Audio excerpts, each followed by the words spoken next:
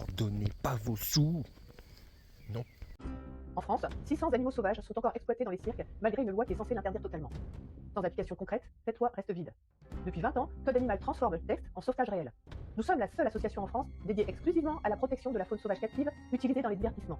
Nous avons l'expertise juridique, le réseau de sanctuaires. Il ne manque qu'une chose, les moyens financiers pour que tous ces animaux exploités puissent bénéficier d'une retraite digne. Aujourd'hui, nous lançons une grande collecte. Il nous faut atteindre 25 000 € pour transformer cette interdiction en réalité. Pour les 600 qui restent, pour maintenant, ils comptent sur vous. Voilà, pour sauver à peu près 600 animaux, parce que bien sûr le recensement n'a été effectué ni par l'État ni par Code Animal, donc on ne sait pas exactement quel est le nombre d'animaux, nous vous demandons 25 000 €. Bien sûr, les réactions sont diverses et variées, allant des plus naïfs qui vont donner les yeux fermés, à certains un peu réticents qui vont se poser des questions sur le prix sans avoir de réponse, et en finissant par les pros du milieu qui savent très bien que le montant est peu, clairement insuffisant au vu de la demande. Preuve en est, Jérôme Pansou, spécialisé dans le trafic d'animaux sauvages et à l'origine du rachat de Ponscore par Riwald, vient remettre les points sur les i tant auprès des associations qu'auprès du gouvernement. À l'origine de tout ça, c'est donc la loi de 2021 contre la maltraitance animale qui a déjà fait brasser beaucoup de vent au vu du manque de précision, de la rapidité à laquelle elle a été faite et surtout par l'inaction, le manque de textes appliqués qui sont toujours pas appliqués d'actualité en ce moment. Cela fait aujourd'hui 4 ans que la loi de novembre 2021 contre la maltraitance animale a été promulguée. Néanmoins, les décrets d'application de cette loi n'ont toujours pas été publiés, ce qui met en péril le devenir des animaux. Avec cette loi, le gouvernement a fait une promesse aux citoyens et aux animaux. Mais il semble qu'aujourd'hui, cet engagement soit oublié. Où sont les textes qui ont été annoncés pour sanctionner les cirques qui continuent à faire naître des animaux de la faune sauvage? Où sont les textes qui ont été promis pour limiter les espèces animales qui peuvent être vendues? L'absence de ces mesures rend inévitable une catastrophe pour les animaux sauvages en 2028. Face à l'attente citoyenne suscitée par la validation de cette loi, il est difficile de comprendre les raisons qui conduisent le gouvernement à différer sa mise en œuvre. La loi de novembre 2021 interdisant les animaux sauvages dans les cirques a été adoptée par l'ensemble des groupes politiques du Parlement. Le gouvernement doit maintenant en assurer la réelle application sur le terrain par la publication des textes réglementaires. L'impunité est totale. 24 naissances illégales de fauves ont été recensées depuis 2023, faute de décret pénal permettant de sanctionner les coupables. Et ce qui est étonnant, c'est que c'est le gouvernement qui avait initié et soutenu cette loi contre la maltraitance animale. Alors les gars, au gouvernement, qu'est-ce que vous faites encore? Vous faites encore n'importe quoi. C'est quand même plus important que l'histoire de la buvette de pinard à l'Assemblée. On parle de maltraitance là. Alors bougez-vous le cul. L'inaction du gouvernement est une omission grave qui constitue une forme de maltraitance. L'État doit désormais assurer sans délai l'entière responsabilité de cette loi. Ne laissons pas cette loi historique tomber dans l'oubli par manque de volonté politique. Alors adressez gratuitement votre lettre au président Macron et rejoignez dès maintenant le Letter Challenge lancé par l'association Code Animal. Sans grande surprise de la part du ministre Mathieu Lefebvre, celui-ci est en train de revoir le terme d'itinérance pour jouer un petit peu à gauche à droite, et histoire qu'une fois qu'on arrive en 2028, ce qui va arriver très vite, contrairement à ce que Code Animal disait en disant qu'on avait le temps, mais non, on n'a pas le temps du tout en fait. Il n'y avait que 5-6 ans depuis la loi. En 2028, c'est dans 2 ans les enfants, mais c'est pas grave. Donc en voulant changer le terme d'itinérance, ils vont essayer de magouiller pour faire en sorte de dire que non, c'est bon, on a tenu les objectifs de la loi maltraitance animale, alors qu'en fait, pas du tout.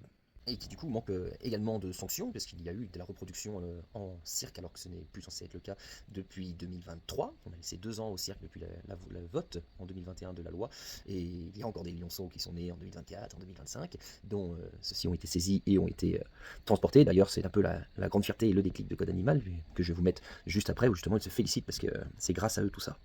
C'est donc après plusieurs signalements de différentes associations ou citoyens que l'OFB a réquisitionné Code Animal ainsi que leur partenaire, le centre AAP en Espagne, pour récupérer ces lions. Ce centre, c'est un refuge de 6-7 hectares à peu près. Vous le voyez vous-même au niveau des photos, ce sont une simple fauverie avec quand même 2 grands enclos de chaque côté, où tous les animaux peuvent se voir, se sentir, et qui ont, n'en déplaise à Code Animal, un grand partenariat avec d'autres sanctuaires refuges, mais également avec tout, ou en tout cas une grosse partie des membres des zoos de l'EASA. Outre l'exemple Chine cité dans les précédentes vidéos, lorsqu'on leur demande leur partenariat, ils n'en ont pas. Ah bon? À côté, des projets viables comme Big Cats, qui ont été validés par l'État, sont freinés par leur propre préfecture. Il s'agit du seul sanctuaire fermé qui serait bien utile. Code Animal, c'est du coup de bluff associatif, preuve en est avec le zoo des Trois-Vallées, qui est toujours d'actualité, car son propriétaire Sauveur Ferrara, qui a lâché Ponscorf pour acheter les Trois-Vallées et ensuite acheter le zoo du Bois d'Attigui, n'a toujours pas fait évacuer la totalité de ses animaux. En parlant de zoo, Code Animal a lancé une hype il y a un peu plus de 2 semaines, bientôt 3. On attend toujours. Donc pour ce qui est de conclure, tout ce qui est pétition, et encore lisez-les bien parce que Code Animal et Paz, ils ont tendance à nous faire des belles pétitions bien pourries, mais quand il s'agit de simples pétitions où il faut des signatures, n'hésitez pas, surtout allez-y et puis signez. Mais quand il s'agit de sous, posez-leur des questions, renseignez-vous bien, et vous verrez bizarrement ceux qui posent des questions ils finissent par se faire censurer. C'est exactement comme les pros du milieu qui les contredisent ou vont tout simplement répondre dans les commentaires sur les différents réseaux sociaux auprès des personnes qui posent des questions auxquelles Code Animal ne répond pas. Donc voilà. Clairement, cette pétition, c'est pas bon. Déjà, ils sont à l'origine de cette loi de 2021. Enfin, ils ne sont pas les seuls, mais ils en sont à l'origine. Ils n'ont rien anticipé en termes de structure d'accueil, en termes de transfert. Et c'est au bout de 4 ans qu'ils s'alertent.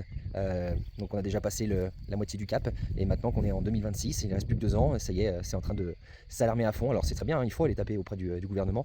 Mais c'était dès l'adoption de la loi, même avant, qu'il fallait y penser, en fait. Et voilà où on en est. Donc... signez une pétition pour faire remonter auprès du président, auprès du gouvernement, tout ce que vous voulez, pas de souci. Mais donnez des sous, et en plus, si peu, parce que oui, c'est vraiment peu pour le coup, pour le transfert de 600 fauves, on parle. Voilà, généralement, un seul transfert pour un animal qui n'est même pas un lion, on va être déjà dans du 5 000, voire du 10 000 euros. Alors 600, ça fait une belle somme. Donc 25 000, non. Code Animal sera complètement transparent sur sa liste de sanctuaires, son réseau, quoi, en gros, sur... l'argent à quoi elle va exactement servir, parce que je suis désolé, l'organigramme pourri qu'ils nous ont pondu, non, ça marche pas du tout comme ça en fait. Renseignez-vous, posez-leur des questions, essayez de ne pas vous faire censurer, de ne pas vous faire bloquer. Moi personnellement, j'en suis déjà rendu à peut-être 4 ou 5 comptes juste sur Facebook et sur Instagram. On observe ça de très près, et à la prochaine. Allez, ciao.